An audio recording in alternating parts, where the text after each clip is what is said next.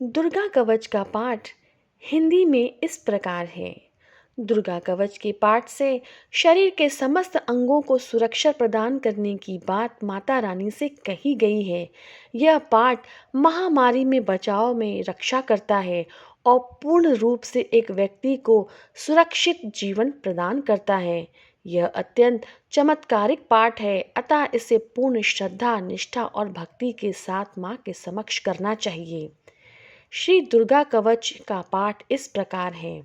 श्री मार्कंडेय जी बोले, ब्रह्मा जी, इस संसार में जो परम गुप्त कवच है और जो सभी प्रकार से मनुष्य की रक्षा करने वाला है और जिसे अभी तक आपने किसी के सम्मुख प्रकट न किया हो, उस कवच को मुझे बतलाइए। श्री ब्रह्मा जी मार्कंडेय जी से बोले, हे विप्र, अत्यंत छुपा हुआ संपूर्ण जीव मात्र का उपकार करने वाला और पुण्यदायक श्री देवी जी का कवच है, सो तुम उस कवच को मुझसे सुनो। अब मैं तुम्हें पहले कवच की अधिष्ठात्री देवी के सभी 9 मूर्तियों के नाम ध्यान करने के लिए बतलाता हूँ। वे इस क्रम से हैं। प्रथम शैलपुत्री, दूसरी ब्रह्मचारिणी, तीसरी चंद्रघंटा, चौथी कूष्मांडा, पांचवी स्कंद माता, छठी कात्यायनी, सातवीं कालरात्रि, आठवीं महागौरी, नवीं सिद्धिदात्री। यह 9 देवियां हैं। जो मनुष्य अग्नि से जलते समय शत्रुओं के बीच युद्ध में घिर जाने पर तथा महान संकट में भय से दुखी होकर माँ भगवती की शरण में जाता है, उसका किंचित भी अनिष्ट नहीं होता है और उस पर मुझे कभी भी आपत्ति, शोक, भय और दुख दिखाई नहीं देता है। जो मनुष्य सच्चे हृदय से माँ भगवती की स्मरण करते हैं, उनकी सभी प्रकार से वृद्धि होती है और हे देवी, जो तुम्हारा स्मरण करते हैं उनकी तुम अवश्य ही रक्षा करती हो। श्री चामुंडा देवी प्रेत पर, वाराही भैंसे पर, ऐन्द्री हाथी पर, वैष्णवी देवी गरुड़ पर, श्री माहेश्वरी बैल पर, कौमारी मोर पर, श्री विष्णु भगवान की प्रिया श्री लक्ष्मी जो हाथ में कमल लिए हुए है, कमल पर विराजमान है। श्वेत रूप धारण किए हुए ईश्वरी देवी तथा समस्त आभूषणों से सुशोभित ब्राह्मी देवी हंस पर आरूढ़ है। इस प्रकार समस्त देवियां संपूर्ण योग शक्ति से युक्त विविध प्रकार के आभूषणों तथा रत्न से शोभायमान हो रही हैं और ये समस्त देवियां क्रोध में भरी हुई हैं और रथ में बैठी हुई दिखाई देती हैं। यह शंख, चक्र, गदा, शक्ति, हल, मूसल, खेटक, तोमर, फार्स, भाला, त्रिशूल, शारंग तथा अन्य विविध आयुधों का वध करने के लिए, भक्तों को अभय देने के लिए और देवताओं के हित के लिए धारण करती है। हे महारौद्रे, महाघोर पराक्रम वाली देवी, तुम्हें नमस्कार है। हे महाबलशालिनी, हे महान उत्सव वाली देवी, हे बड़ी कठिनता से दर्शन देने वाली, शत्रुओं को भय को बढ़ाने वाली देवी, मैं तुम्हारी शरण में आया हूँ, मेरी रक्षा करो।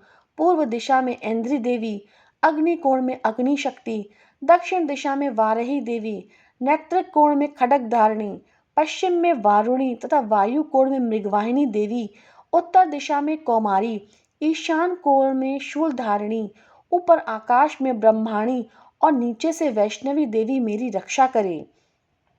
इसी प्रकार शव पर बैठी हुई चामुंडा देवी दसों दिशाओं में मेरी रक्षा करे। जया देवी आगे की तरफ से, विद्या देवी पीछे की तरफ से, अजिता देवी बाईं तरफ से, अपराजिता देवी दाहिने ओर से, उद्योतनी चुटिया की, उमा देवी सिर में स्थित हो मेरी रक्षा करे। इसी प्रकार मालाधारी माथे की, यशस्वनी देवी दोनों भवों की, त्रिनेत्रा देवी भवों के मध्य स्थान की, नथनों की यम घंटा देवी, आंखों के मध्य की शंखनी देवी, कालिका कपोलों की, कानों के मूल भाग की शांकरी देवी, नासिका की सुगंधा, ऊपर के होठ की चर्चिका देवी, अमृत कला नीचे के होठ की, सरस्वती देवी जीवा की, दांतों की कौमारी, कंठ देश की चंडिका, चित्रघंटा गले की, तालु की महामाया रक्षा करे। कामाक्षी थोड़ी की, सर्वमंगला मेरी वाणी की रक्षा करे। भद्रकाली गर्दन की, धनुर्धरी पीठ की, कंठ के बाहरी भाग की नीलग्रीवा, नलकुंबरी कंठ की, नली की, खड्ग धारणी दोनों कंधों की, भुजाओं की व्रज धारणी रक्षा करे। दंडनी दोनों हाथों की, अंबिका अंगुलियों की, समस्त संधियों की सुरेश्वरी देवी, कोक की कुलेश्वरी रक्षा करे। महादेवी दोनों स्तनों की, शोक विनाशिनी मेरे मन की, ललिता देवी हृदय की और शूल धारणी पेट की रक्षा करे।